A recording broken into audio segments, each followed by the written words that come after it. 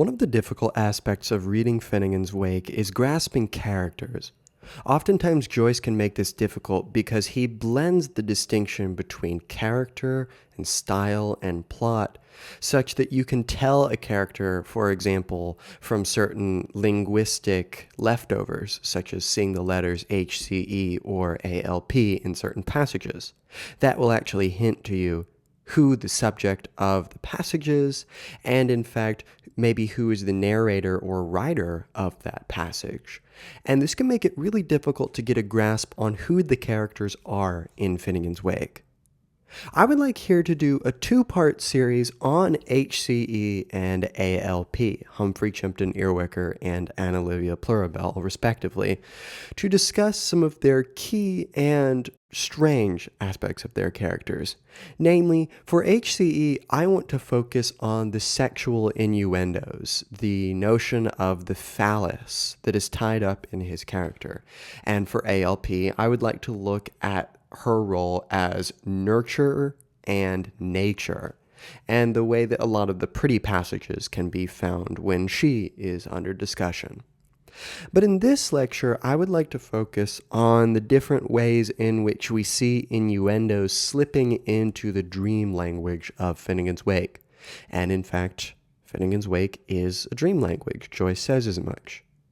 With Tog for idiot repeated in his second-mouth language, as many of the big-timers' verbatim words which he could baldly call to memory with that same kvedev, ere the hour of the twattering of bards and the twitter-litter between Druida and the deep-sleep sea.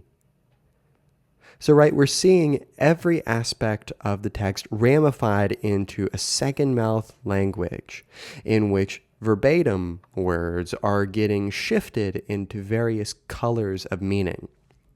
And one of these colors that we always get is the sexual. Because in fact, HCE and in fact all of Finnegans Wake is really the thoughts of one man ramifying about in his brain. It may even be the thoughts of Joyce himself, just personified into this character of HCE. But HCE struggles with a number of intrusive and repeated thoughts, such as, for example, an anxiety surrounding his masculinity. And this is very Freudian, and I think this is intentional because Joyce was well aware of Freud's theory of, for example, castration anxiety. And I think it will be helpful if we discuss for just a moment the importance of Freud's theory with regards to the phallus.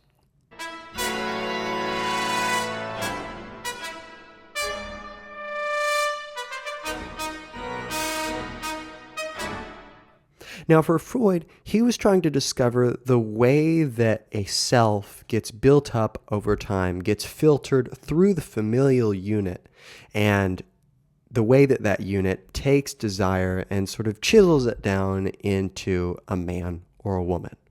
This is a very sort of heteronormative and cisgendered kind of paradigm, but nevertheless, we see that the phallus for Freud is the central arbiter of sexuality and therefore of identity, because identity, of course, is deeply connected to sexuality. And for Freud, as the boy grows up, he realizes that he has some power related to his penis. And there is the actual physical body member of the penis, and then there is the phallus, which is the significatory power which is represented by the physical instantiation of the penis.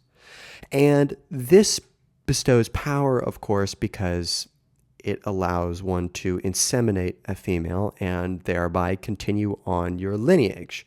And this idea of lineage allows one to transcend their individual selves and to achieve some sort of universality in history. It allows one to create cities and empires that bear one's seed's stamp, so to speak.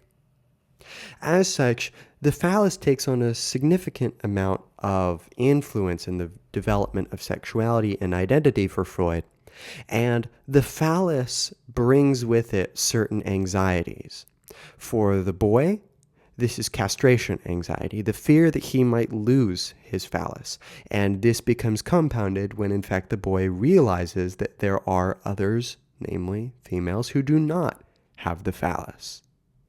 And for the female side of the equation, they have penis envy because they wish they had the power of the phallus, the vitality that goes along with it, the virility that goes along with it, and therefore there is a sort of eternal battle over and for the phallus that is central to Freud's theory.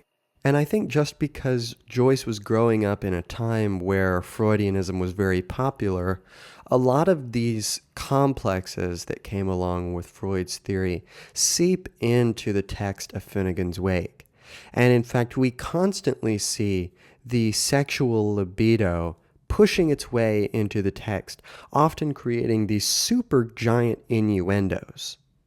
Therefore, I would like to give a sort of survey of about half of Finnegans Wake, which is enough to fill a significant amount of a lecture here, in which we will look at the various names given to the phallus and the ways that it intrudes into HCE's consciousness.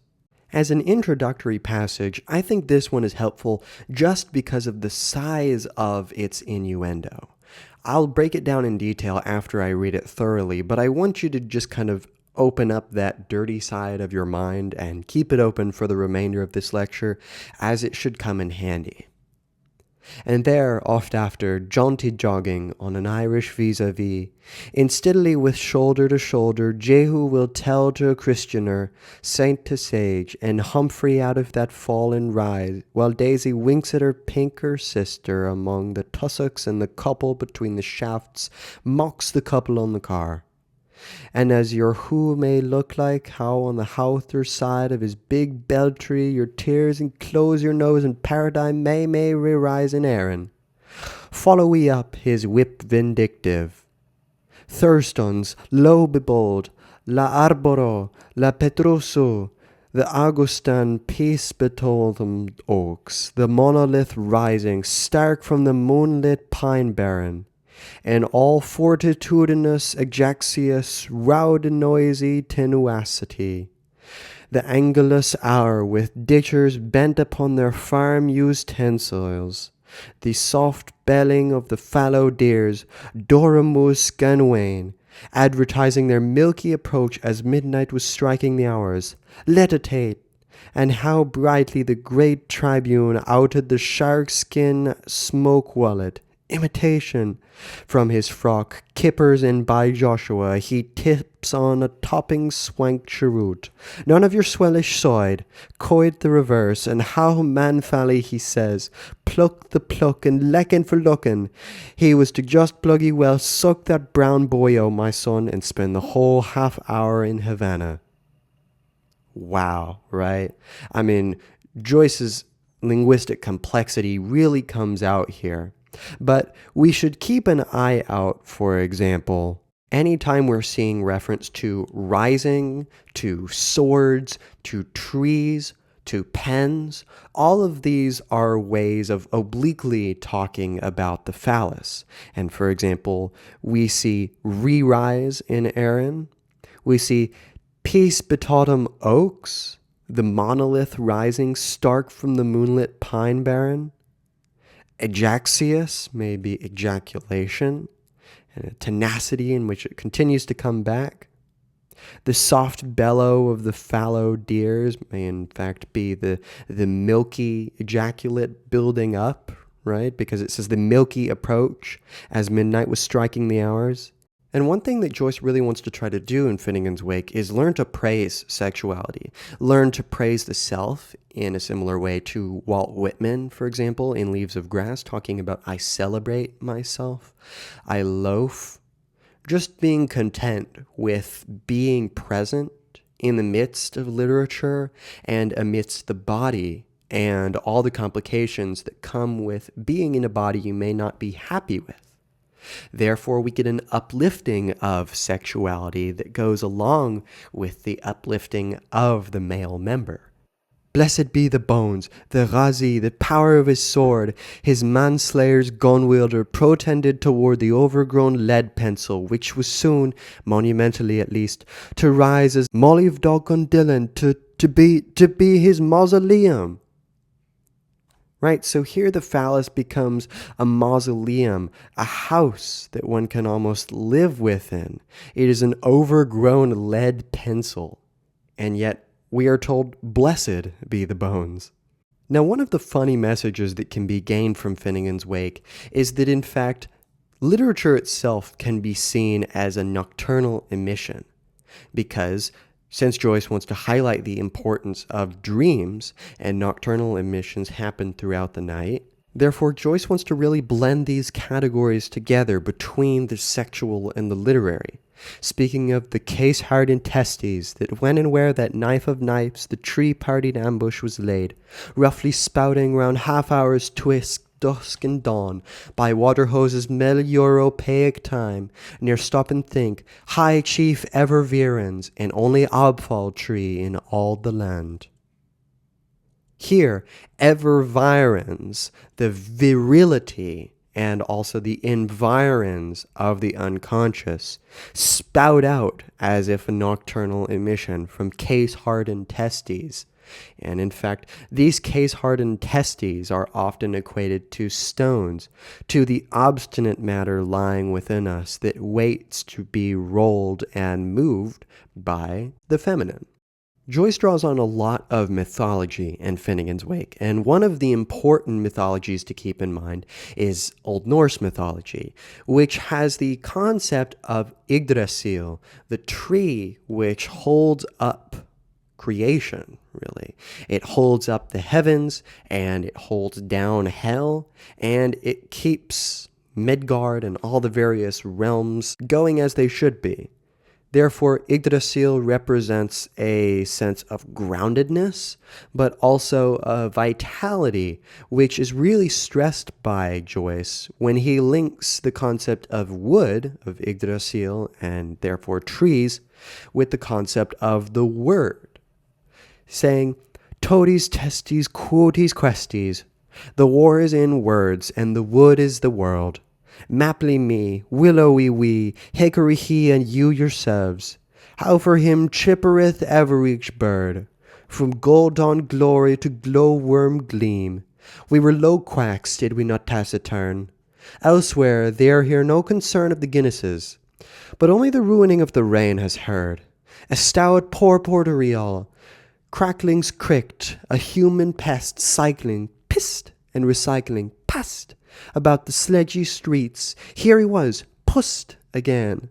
More nuisance noised. He was loose at large, and oh baby, might be anywhere when a disguised ex-non of huge stand-build and masculine manners in her fairly fat 40s, carpulenta gangsta, had reacted attention by arbitrary conduct with the omnibus.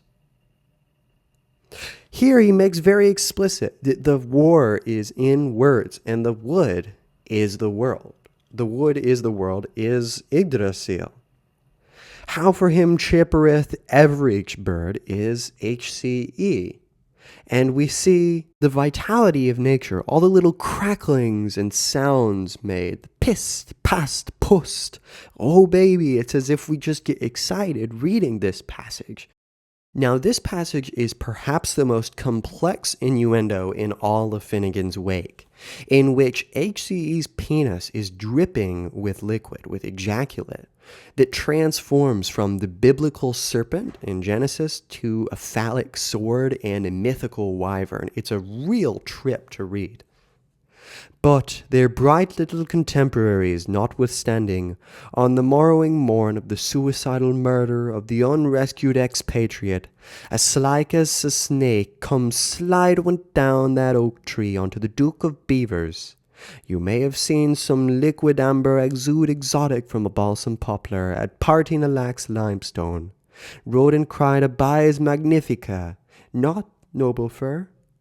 9:15, imploring his respicency, saw the infallible spike of smokes just stiff, punctual from the seventh gabble of the Quintus Centimachus's Porphyoid butter tower, and in thirsty PM with oaths upon his lastingness, and secos haros species, annos longus patimur, the lamps of maintenance, Bacon's Farafield, inner half the ziggurat, all brevet named, the wasting wyvern, the tawny of his mane, the swings a low swaying blue paw, the outstanding man, the lull-light lady being litten for the long, oh land, how long, life's night with suffusion of fine glass transom in lead-light plains. So here we start, of course, with the snake, which comes sliding down the oak tree, and we see some liquid amber exude exotic from a balsam poplar, right? We're seeing liquid coming out of a tree, and then we see the infallible spike, the phallus, which is punctual, it's stiff, and it's a butter tower, which is sort of exploding and exuding. And it turns into the wasting wyvern. The tawny of his mane may be a reference to a lion's mane. The swing low swaying blue paw, that may be the swinging that may be like monkeys, right? Like a sort of apish virility. And all this is Joyce's way of really putting his own masculinity, his sense of what it means to be a man, into his writing. Here's a passage that might be a bit more clear. Cattermole Hill, ex-mountain of flesh. Blimp blump, a dud letter, a sing-a-song a syllable, a byword, a sentence with surcease, while stands his can you see him frail shall fall, was hatched at Selbridge, but ejaculated abroad.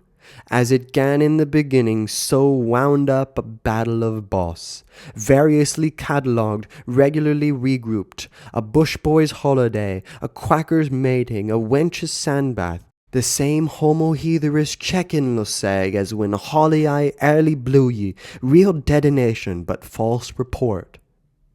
So here we're getting a fairly explicit picture of ejaculation, of the ex-mountain of flesh, which is shooting out duds.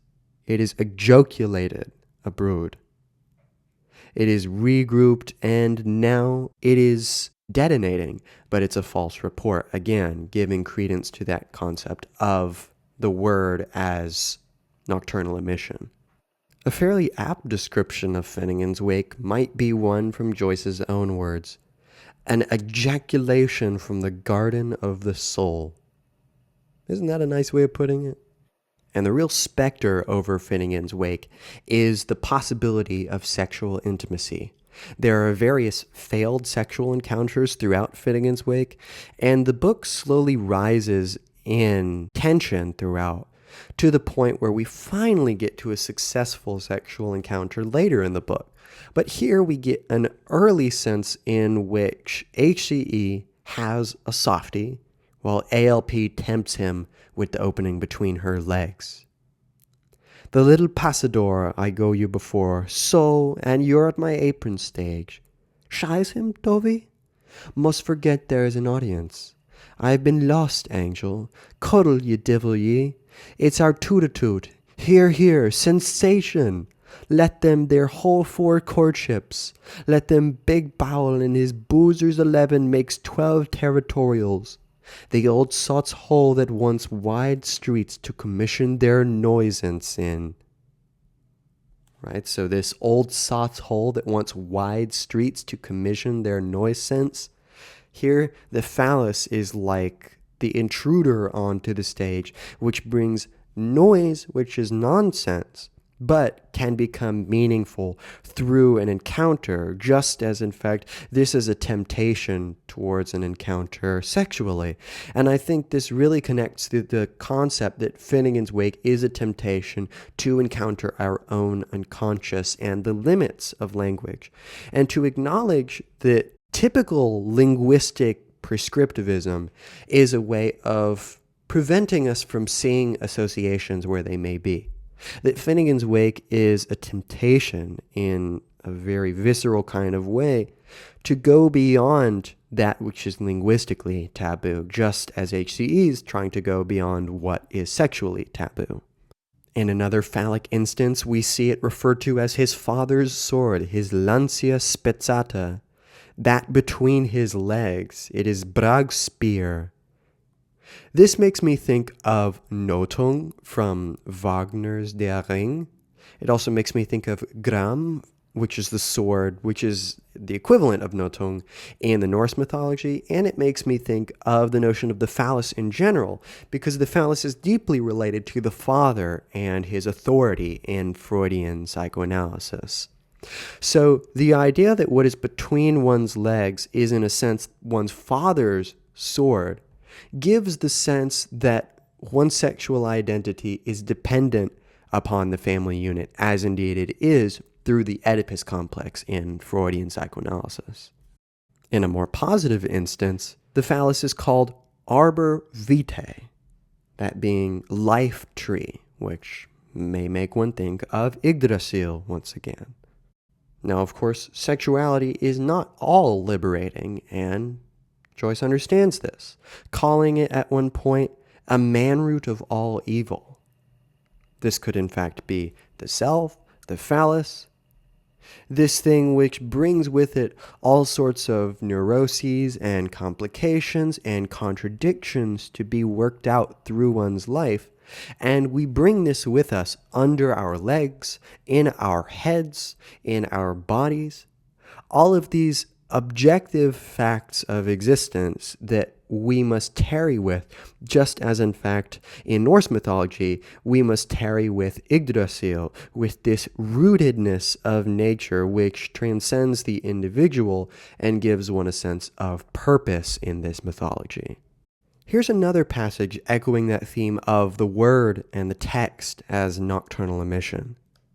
When the call comes, he shall produce nicht numerically from his unheavenly body a no uncertain quantity of obscene matter not protected by copyright in the united stars of Orania, or bedeed or bedood and bedang and bedung to him with his double die, brought to blood heat, gallic acid on iron ore, through the bowels of his misery, flashly, faintly, nastily, appropriately, this Esuen Menshevik and the first till last alchemist rode over every square inch of the only fool's cap available, his own body, till by its corrosive sublimation, one continuous present tense integument slowly unfolded all merry-voicing, mood-molded, cycle-wheeling history. Thereby, he said, reflecting from his own individual person's life unlivable, transaccidentiated through the slow fires of consciousness into individual chaos, perilous, potent, common to all flesh, human only, mortal. But with each word that would not pass away, the squid self which he had squirt-screened from the crystalline world waned chagrined and Darien grayer in its dudhood. This exists, that is its after having been said we know. And Dabal take Dabnal, and the Dal, Dabal, Dab, Al Nabal.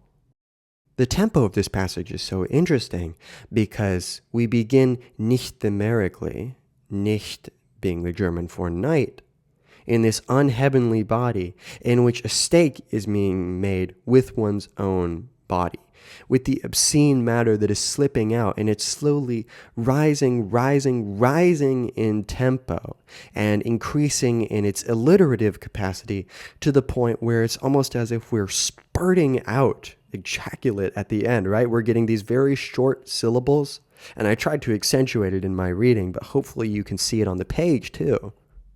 Here's one of the sex scenes in Finnegans Wake where we see penetration occurring.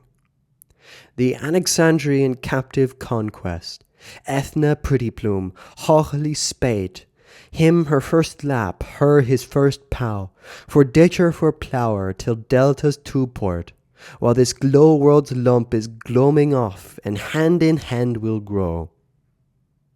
Right? So we're the ditch and the plow, the ditch being the female, and the plow being the male, going into the pubic delta.